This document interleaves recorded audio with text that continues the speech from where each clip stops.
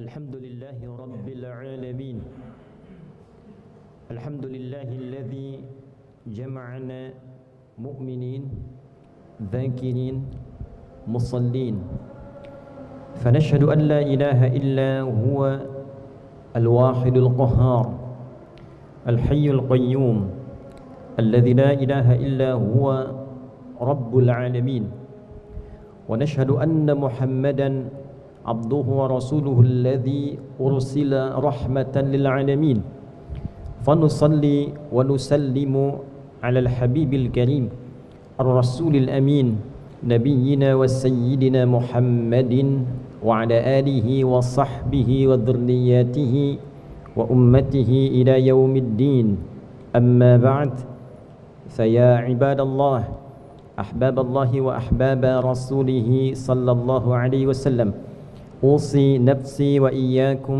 بتقوى الله فقد فاز المتقون فلا تموتن إلا وأنتم مسلمون فقال تعالى يا أيها الذين آمنوا اتقوا الله حق تقاته ولا تموتن إلا وأنتم مسلمون. Hadirin jamaah Jumat rahimani wa rahimakumullah. Mengawali khutbah ini, khatib dengan segala kerendahan hati mengajak kita semua tanpa kecuali untuk senantiasa meningkatkan syukur dan takwa kita kepada Allah Subhanahu wa taala. Kita bersyukur masih diberikan kesempatan berkehidupan sampai detik ini. Kita bersyukur masih diberikan anugerah iman sampai saat ini.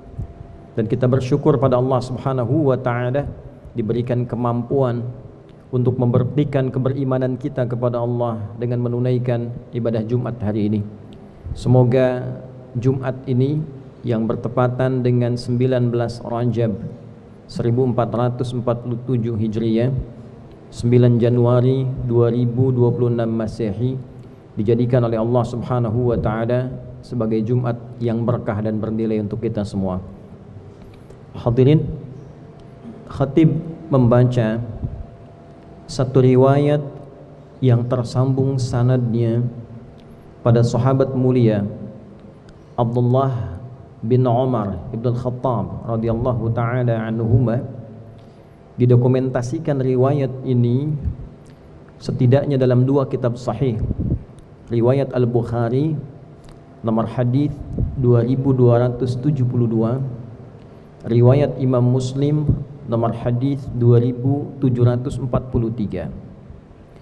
Riwayat ini cukup panjang dipaparkan dalam dua kitab sahih ini, yang intinya menjelaskan bahwa Rasulullah SAW pernah mengisahkan tentang 3 orang lelaki yang berupaya bekerja dengan baik untuk memberikan penghidupan yang layak bagi keluarganya, dan di tengah perjalanan dalam pencarian pekerjaan dan nafkah itu tiba kemudian dikejutkan dengan turunnya hujan yang mengharuskan ketiganya berlindung dan berteguh pada satu tempat. Diputuskanlah kemudian oleh ketiganya untuk berlindung dalam satu naungan gua. Di dalamnya mereka beristirahat menunggu hujan reda, dan tanpa diduga ada bongkahan batu besar yang kemudian menggelinding dan menutup mulut gua itu sehingga menjadikan ketiganya tak mampu keluar dari gua itu.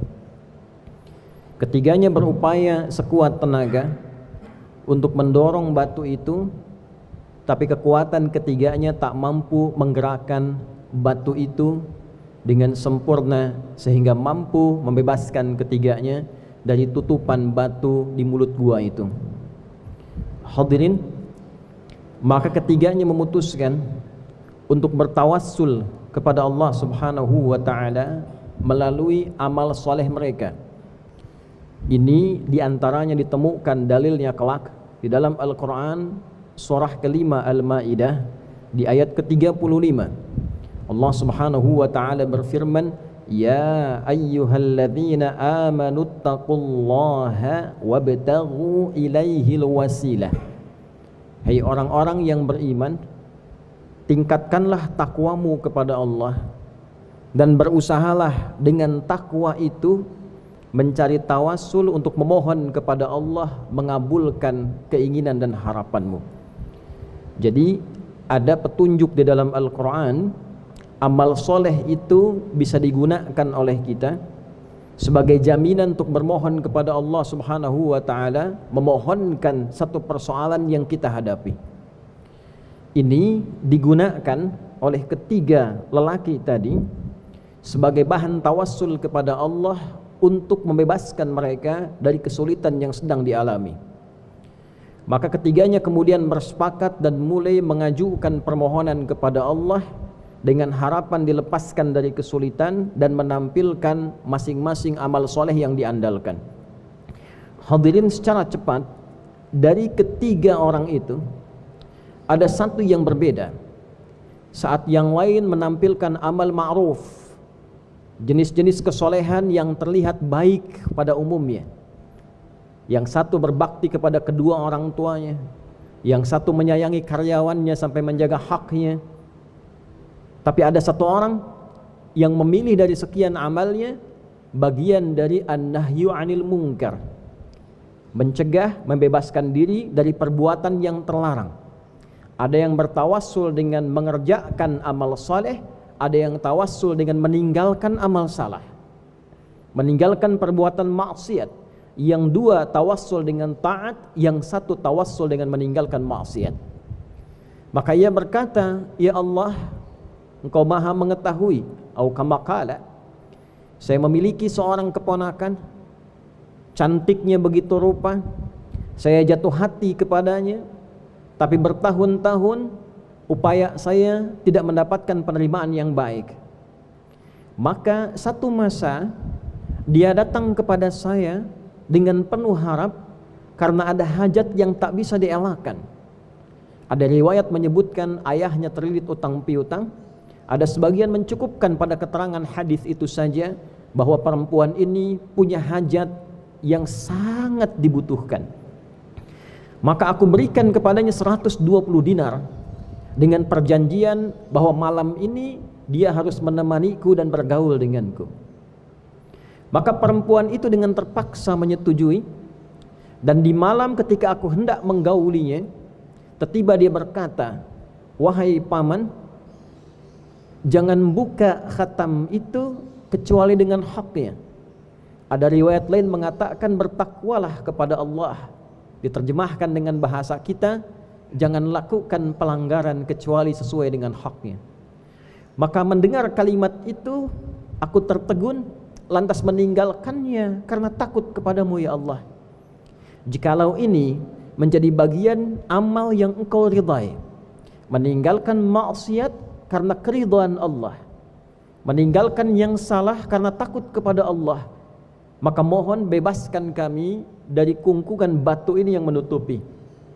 Maka hadirin, ditambah dua amal saleh yang tadi, kemudian didorong dengan meninggalkan amal salah yang ini, ketiga aja kemudian mendorong batu itu, maka batu itu pun kemudian menggelinding dan dengan izin Allah membebaskan ketiganya dari kungkungan yang dimaksudkan.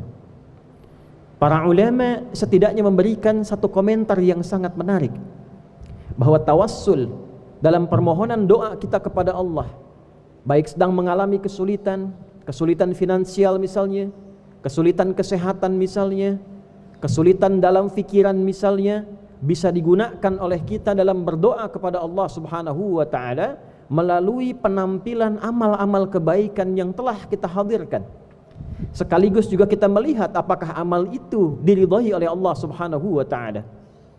Dan di antara sekian amal, banyak orang menyimpulkan bahwa amal soleh itu terkumpul pada perbuatan yang ma'ruf saja. Salat tahajud, betul, amal soleh. Al-Quran dihafalkan, betul, amal saleh.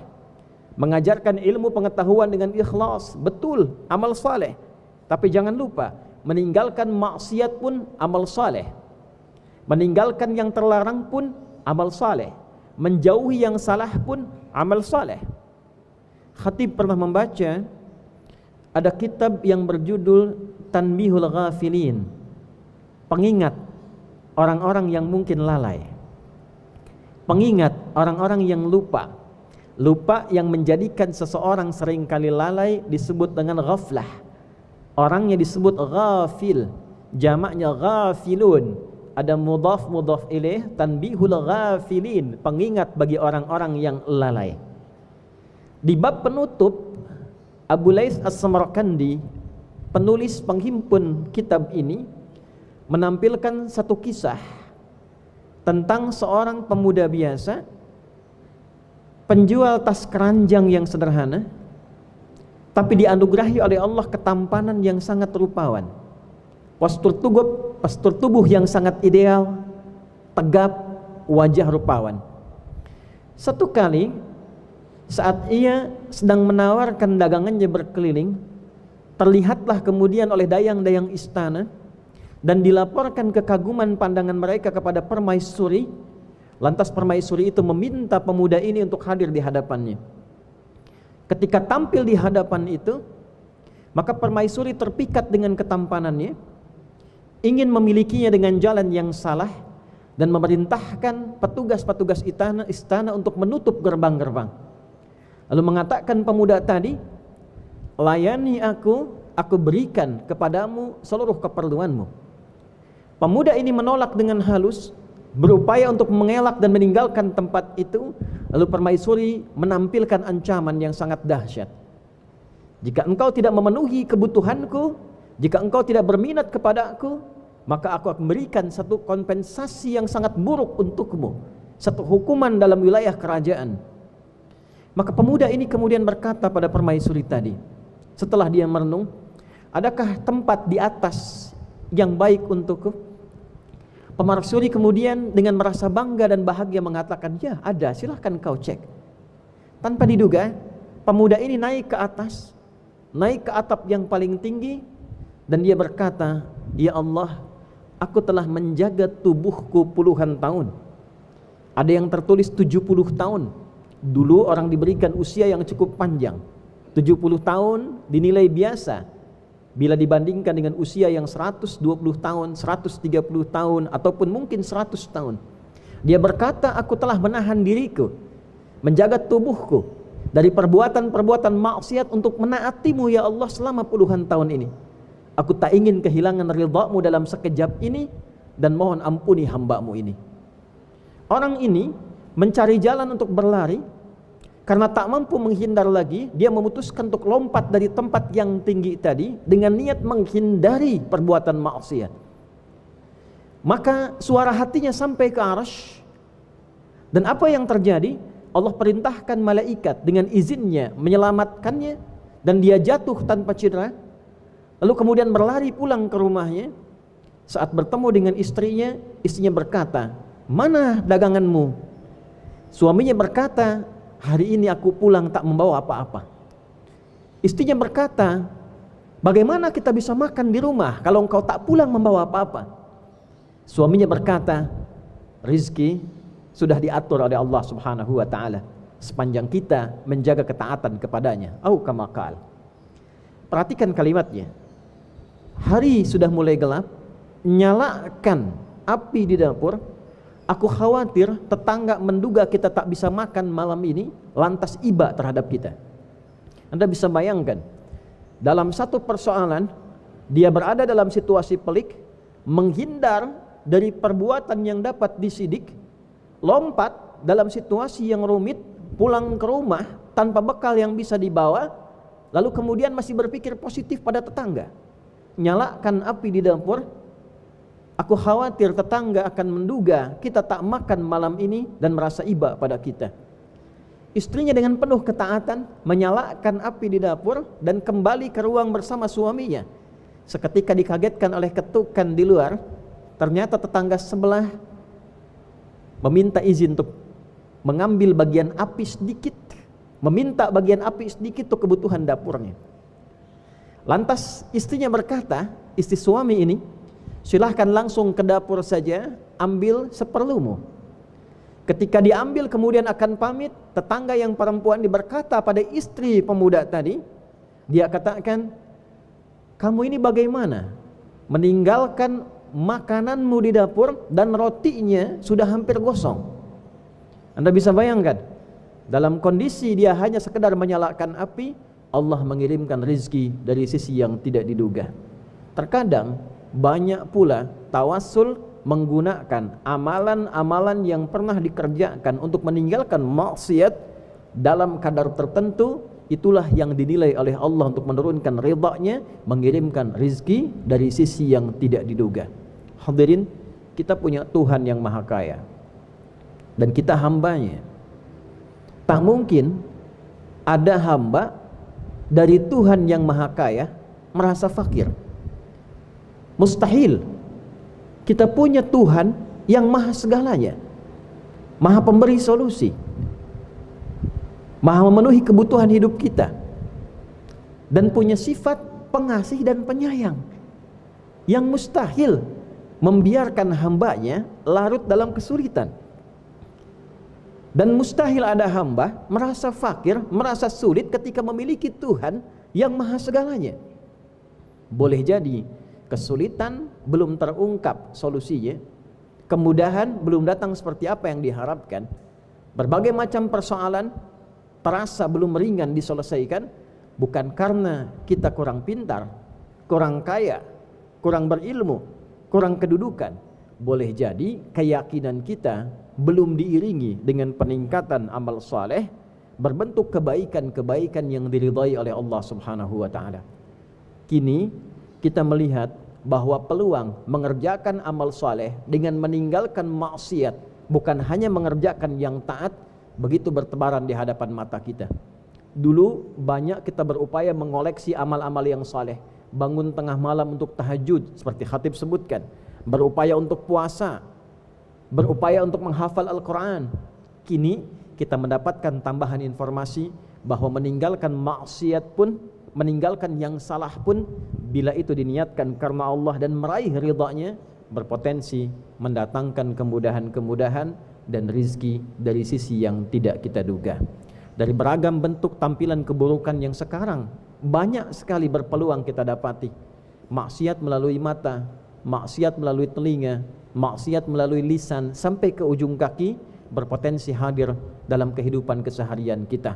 Anggaplah itu sebagai tantangan untuk mencari ridha Allah Subhanahu wa taala dalam meninggalkannya. Dan bulan Rajab di antara bulan yang disifati di dalam Al-Quran, ditegaskan melalui hadis Nabi SAW sebagai bulan utama untuk mengevaluasi diri, meninggalkan dari segala perbuatan-perbuatan yang terlarang. Inna iddatash syuhuri 'indallahi 12 syahran fi kitabillah yauma khalaqas samawati wal arda minha arba'atun hurum dzalika ad-dinul qayyim fala tadhlimu fihinna anfusakum. Sungguh jumlah bilangan bulan dalam setahun yang telah ditetapkan oleh Allah sejak mencipta lapis-lapis langit dan bumi itu ada 12 bulan. Di antara 12 bulan itu ada 4 bulan disebut dengan bulan korektif, bulan evaluasi, disebut dengan bulan hurum. Nabi menyampaikan dalam salah satu hadisnya, thalath mutawaliyat, 3 berurutan, Dzulqa'dah bulan 11, Dzulhijjah bulan 12, Al-Muharram bulan pertama, dan Rajabun Mudhar baina Jumada wa Sya'ban, serta bulan Rajab yang keutamaannya selalu dijaga oleh suku Mudhar, terletak antara Jumada bulan ke-6 dan Sya'ban bulan ke-8. Fala tadhlimu fihinna anfusakum. Maka jika ada yang tampil di bulan-bulan itu, berupayalah menampilkan amal saleh dengan menjauhi yang salah, tidak menzalimi tubuh kita, menjaga tubuh kita dari perbuatan maksiat, menghindarkan dari yang terlarang, menjauhi yang salah, dan niatkan semua itu untuk mencari ridha Allah Subhanahu wa taala. Semoga dengan niat itu, upaya itu, yang sulit diringankan, yang mudah didekatkan, yang sakit disembuhkan, segala bentuk fikiran-fikiran yang rumit diselesaikan dengan cara yang termudah oleh Allah Subhanahu wa taala. Barakallahu li wa lakum fil Qur'anil azim wa nafa'ani wa iyyakum bima fihi minal ayati wa dzikril hakim. Wa taqabbal minni wa minkum tilawatahu innahu huwas sami'ul 'alim. Ud'ullaha yastajib lana wa lakum jami'an.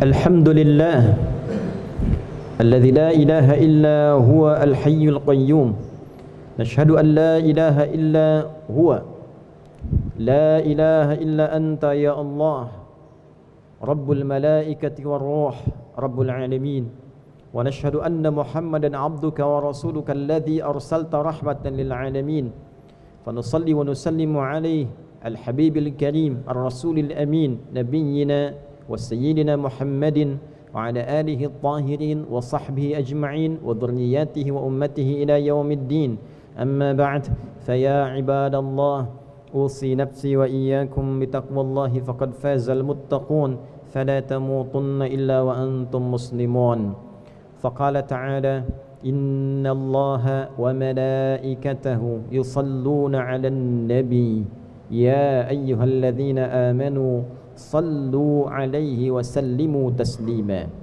اللهم صل وسلم وبارك على هذا النبي الكريم الرسول الأمين نبينا وسيدنا محمد في الأولين والآخرين وعلى آله الطاهرين وصحبه أجمعين وذرياته وأمته إلى يوم الدين نحمدك حمدا شاكرين حمدا ناعمين حمدا يوافي نعمه ويكافئ مزيده يا ربنا لك الحمد ولك الشكر كما ينبغي لجلال وجهك الكريم ولعظيم سلطانك اللهم اغفر للمسلمين والمسلمات والمؤمنين والمؤمنات الأحياء منا والأموات إنك سميع قريب مجيب الدعوات ويقاضي الحاجات اللهم آت أنفسنا تقواها وزكها أنت خير من زكاها أنت وليها ومولاها أصلح أحوالنا ما يقربنا إليك يا أرحم الراحمين لا تدع لنا في مقامنا هذا أو في كل مقام ذنبا إلا غفرته ولا هما إلا فرجته